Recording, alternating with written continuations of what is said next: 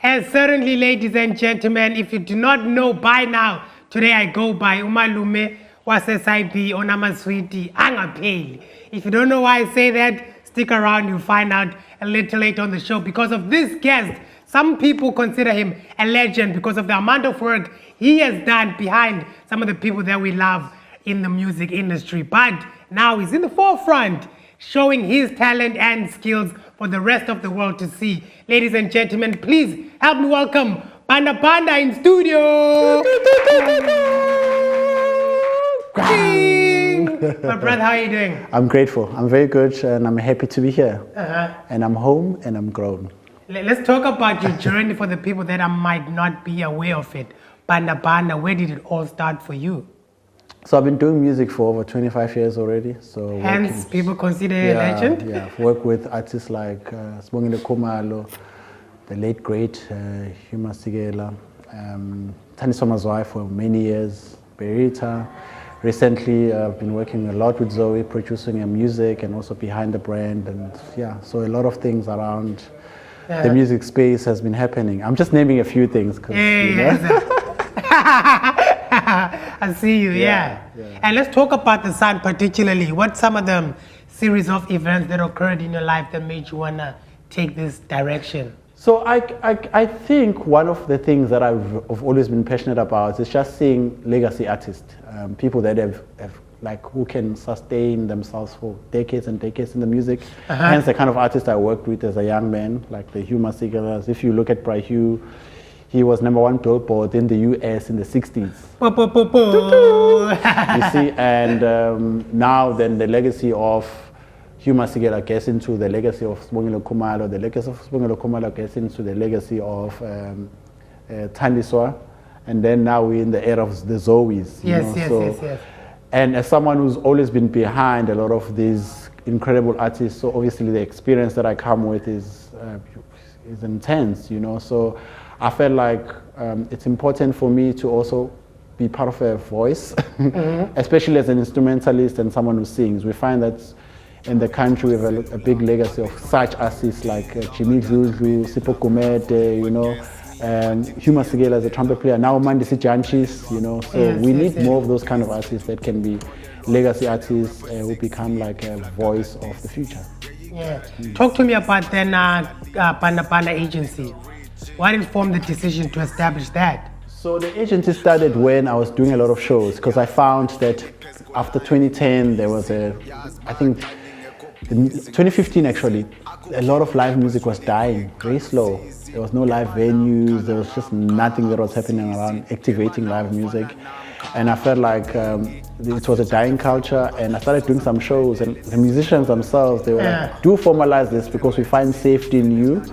Doing it because we've been a big part, and most of these artists were not even prominent. The Langa Mavusos at the time, the Buhle Bendalo, they were not as prominent. I was always behind the scenes, but they saw the work I was doing behind the scenes, and I thought, why not formalize this? Because the minute you formalize things, people kind of take you seriously. And I've really grown in doing it, and now we have a big industry for live music. We're selling out shows now. Mondays are sold out 2 nights at the is it Artscape, or I think one of the Artscape. Now is in Joburg. Zoe was sold out the other week here in Cape Town. Mondays was sold out. Zoe's selling out next week in Johannesburg again. You see, it's grown from nothing to become this big vision that I always had behind the agency. Do artists reach out to you to work with Banda Banda agencies, or you are the one that actually does the selection process? I have to do the selection because of capacity first, and it's too many people to help. Okay. I feel like it's easier to work with artists that are semi-developed, really high talent, people that really need certain things with guests, because I can't help everyone, as I'm saying. It's very important for me to not disappoint people and say, if you reach out to me, I'll respond. No, I won't respond to everyone. I don't have the capacity. I do my best to help everyone as best as possible. Yes.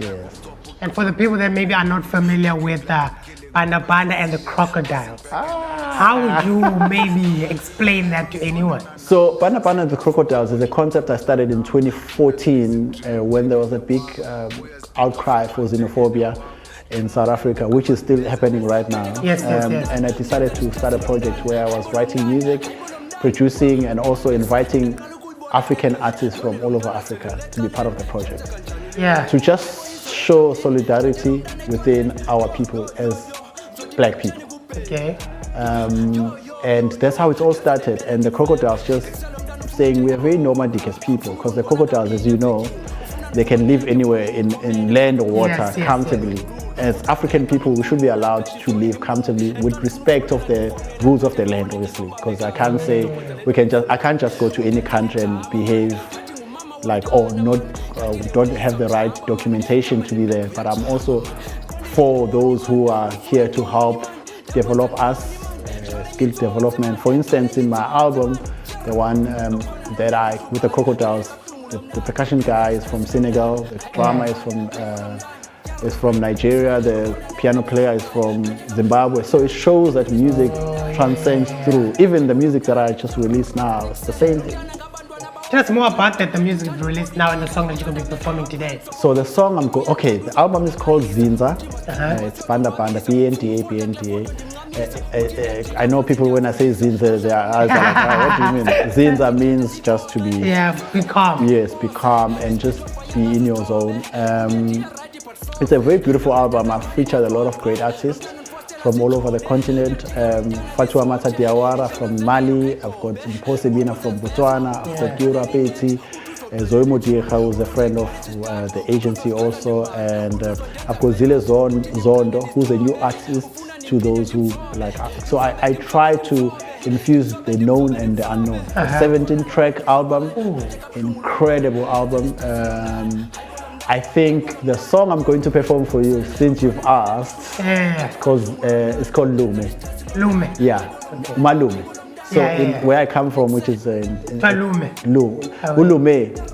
Lume. Yeah. Oh, Malume. Okay. So we short him in KZN, we call him Lume. Hey, Ulume, you know. So the song says Malumunja no feeling our pet amasin. What kind of an uncle comes with no sweets to see us? As I told you earlier on that you Malume was a side B. Brings in nothing but sweets. Stick around for that performance. There'll be more of Homegrown after this.